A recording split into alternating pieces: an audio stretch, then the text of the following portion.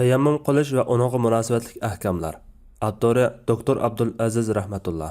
Barliq hamd sana Janobi Allohga bo'lsin. Payg'ambar sallallohu alayhi va sallamga, oila tavobotiga va uningga toki qiyomatgacha yaxshi ergashganlarga durud salomlar bo'lsin. Tayammum qilish arab tilida maqsad qilish, ko'zlash, niyat qilish, fiqh istilohida suv tepilmaganda yoki suv ishlatilmaydigan ahvollarda namozga oladigan tahoratning va g'usulning o'rnida turadigan simovul xarakterlik tahorat bo'lib, yuz bilan ikki qo'lni tahorat niyati bilan pokiz tuproq yoki tuproq turidan bo'lgan narsa bilan silashdan iborat.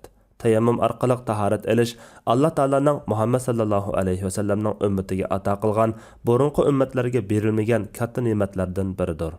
Tayammum Qur'on Karim va payg'ambar sallallohu alayhi va sallamning sahih hadislarida kelgan so'zi va sharkatlari bilan shundaqla sahoba va tabiinlar davridan ta hozirgi kunimizga qadar barliq islom ummatining birdek ittifoqi bilan isbotlangan bir kengchilikdir. Haq taolo aytadi: "Ey iymon etganlar, sizlar mast holatinglarda nima da'vat qilganlarni bilganlarga qadar junub bo'lsanglar, yo'l ustida bo'lmagan taqdirda g'usul qilmoqcha namozga yaqinlashmanglar. Agar kasal yoki safar ustida bo'lsanglar yoki biringlar hojat qilib kelganida yoki jimo qilib suv topolmasanglar, pok tuproqda tayammum qilib, yuzinglarga, qo'linglarga masih qilinglar. Alloh haqiqatan afo qilg'uchidir, mag'firat qilg'uchidir." Nisa surasi 43-oyat. Alloh taolo yana: "Agar kasal yoki safar ustida bo'lsanglar yoki biringlar hojat qilib kelganida yoki ayollar bilan munosabat o'tkazib suv topolmasanglar, pok tuproqda tayammum qilib, yuzinglarga, qo'linglarga uning bilan masih qilinglar. Alloh sizlarga mushaqqatni xohlamaydi, lekin Alloh shukr qilishinglar uchun sizlarni pok qilishni, ne'matini sizlarga tamomlashni xohlaydi" degan. Maida surasi 6-oyat. Demak, tayammum qilish Janobi Allohning bandalariga qilib bergan bir kengchiligi va fazl marhamatidir. Tayammum qilish mushu ummatga xos qilib berilgan bir alohidalik bo'lib, Alloh taolo tahoratda inson hayotining davomlashishi sababi bo'lgan suvni poklanish vositasi qilib bergan bo'lsa, tayammumda insonning boshlanishi bo'lgan tuproqni poklanish vositasi qilib berib iltifot qilgan. Jabir ibn Abdullah radhiyallohu anhuma xabar berdiki, payg'ambar sallallohu alayhi va sallam aytganki, "Menga mendan burun hech kimga berilmagan 5 turlik alohidalik ato qilindi. Ular bir oylik musofirlardagi dushmanlarimning ko'ngliga qo'rqinch selish bilan menga nusrat berildi. Zaminning hamma yeri menga sajdagoh va poklag'ich qilib berildi. Shunga mening ummatimdan har qanday odam qayerda namozdan vaqti kirsa, shu yerda namozni o'qiyversin. G'animatlar menga halol qilib berildi. Halbuki mendan ilgirki hech kimga g'animat halol qilinmagan edi. Va yana qiyomat kuni shafaat qilish huquqiga ega qilindim. Burun payg'ambar degan faqat o'z qavmiga avatiladi. Men bo'lsam butun insonlarga avatildim." Garchi ko'pchilik olimlar tayammum degan sap ibodat xarakterlik faoliyat, buning hikmatini tushunmasakmi, to'liq qulluq bilan bo'ysunishimiz kerak deb qaragan bo'lsa-mu, ba'zi muhaqqiq olimlar Alloh taolo belgilagan har qanday bir ibodatning ma'lum hikmati bo'ladi. Buni bilganlar biladi, bilmaganlar bilmaydi deb qaragan. Lekin yaqinqi yillardagi ilmiy tadqiqotlar ko'plagan bakteriyalarning to'pida tozlanganligi va to'pining bakteriya tozlag'ich ekanligini isbotlagan. İmam İbnul Qayyim rahmetullahi alayh tuproq bilan suvning tahoratsizlikni yo'qotadigan pokizlash vositasi qilinishning hikmatini mundaq bayon qiladi. Shariatning tahoratda tuproqni suvning izbosari qilishi intayin go'zal bo'lib, bu sog'lom aql bilan to'g'ri tabiatlarga eng mos keladigan jamlashdir. Chunki Alloh subhanahu va taolo suv bilan tuproqni martaba va shariat jihatdan bir jup qilib, bu ikkisining jog'lanmasidan Odam alayhisalomni va uning avlodini yaratgan. Har qanday jonliqning ozuqini va hayotini ashu ikkisidan qilgan. Bu ikkisi har qaysi joylarda eng ko'p tepiladigan ham ishiltishmi eng qulay bo'lgan shaylar bo'lg'achqa, yana Alloh taolo uchun yuzini tuproqqa tekkizish u eng yaxshi ko'radigan amallarning biri bo'lg'achqa, hamda suv bilan tuproq o'tirsida mundaq alohida shar'iy tartibning bo'lishi eng muvofiq ish edi.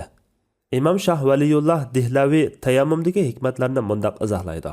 Allah Taalaning shar'iyatidagi qonuniyati odatda bandalar qilib kelayotgan ibodatlarni qiyinchiliklarga yo'liqqanda biroqla tashlab o'tmaslik uchun qiyinchilik tufaylidan ulardan saqit qilingan ishning o'rniga boshqa bir ishni belgilab berishdir.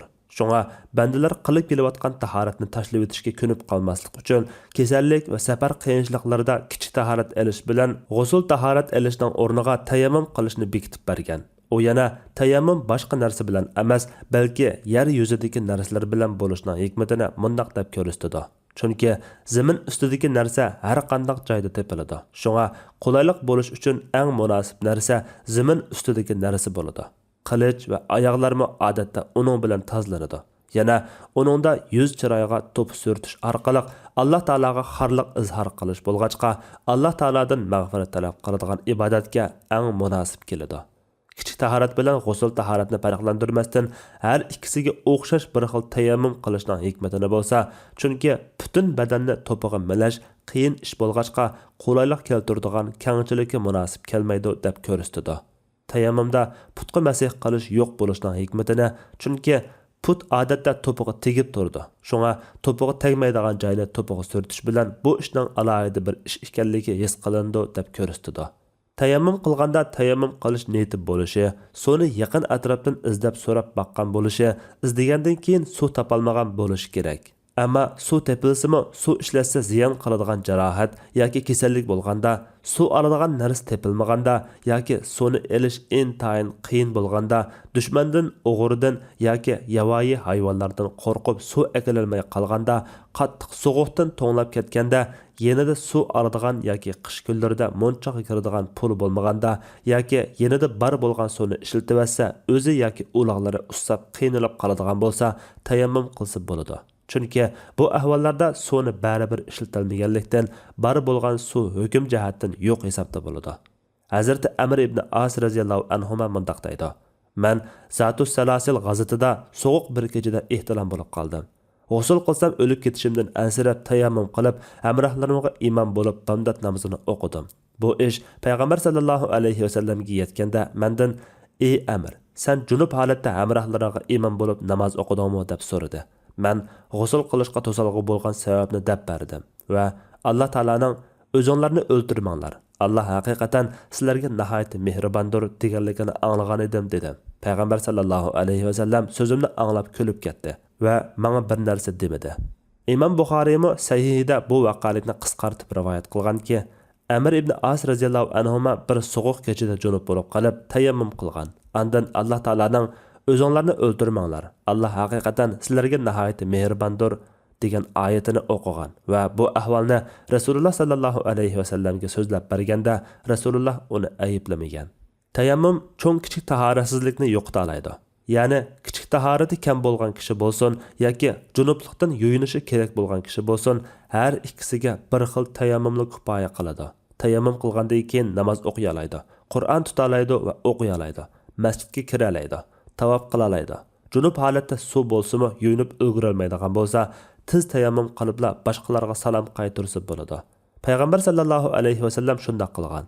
Ibn Abbas radhiyallohu anhumaning ozodgardisi Umayr aytadi: "Men Payg'ambar sallallohu alayhi vasallamning ayoli Maymuna radhiyallohu anhaning ozodgardisi Abdullah ibn Yasar bilan birga mengib, Abu Juhaym ibn Haris ibn Simma Ansarining uyiga kirgan edik.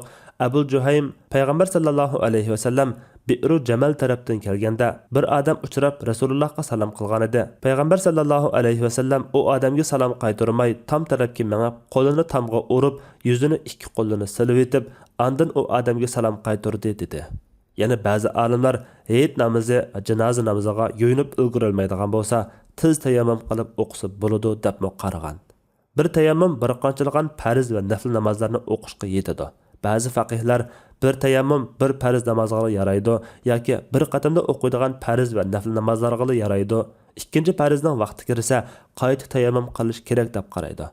Tayammum qilish usuli: tuproqqa alqon bilan ikki qatim urib, birinchi qatimda yuzini va ikkinchi qatimda qo'lini jaynakcha silaydi.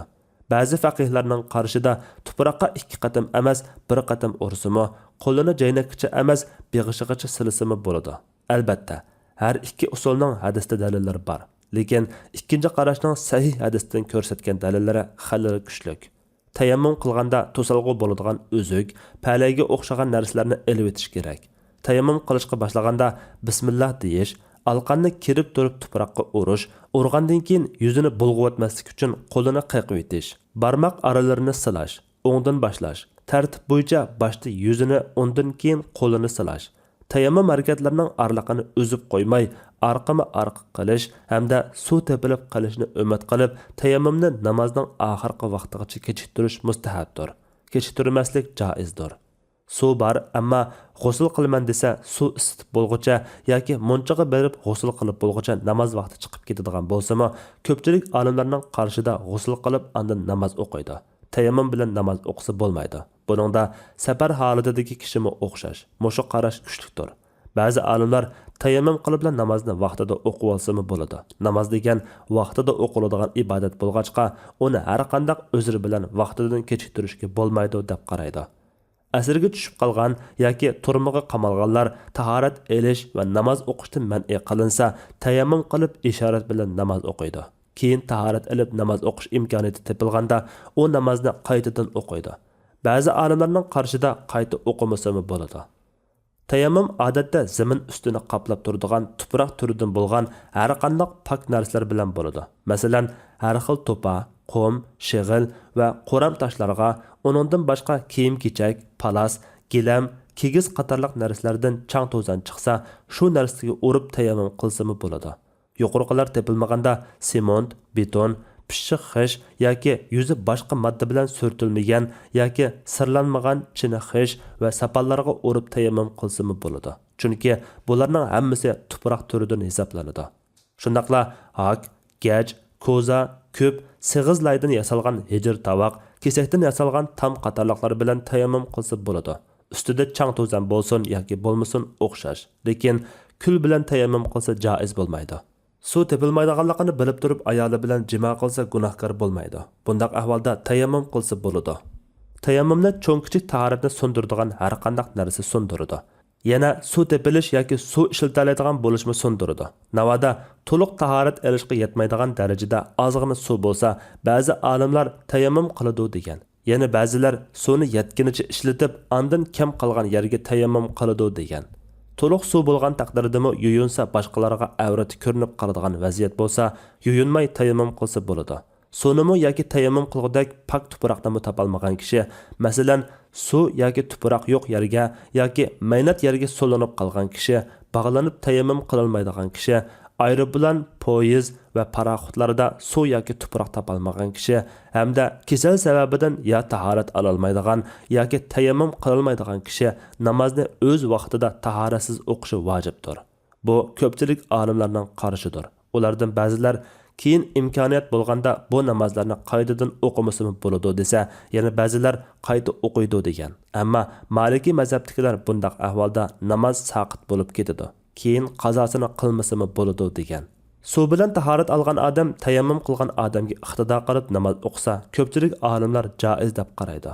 Hanafi mazhab olimlaridan Muhammad ibn Hasan rahmatullohi alayh durust bo'lmaydi. Chunki tayammum o'zirlik kishining tahoratidek alohida ahvolda olgan tahoratdir degan. Yana ba'zilar makruh degan. Lekin yuqoridagi hadisda Amr ibn As radhiyallohu anhu so'g'uq bir kechada junub bo'lib qolib tayammum qilib hamrohlariga namozda imom bo'lib berdi. Keyin bu ish Rasululloh sallallohu alayhi vasallamga yetkazilgan chaqda Rasululloh uni namozda qayta o'qishga buyurmagan edi.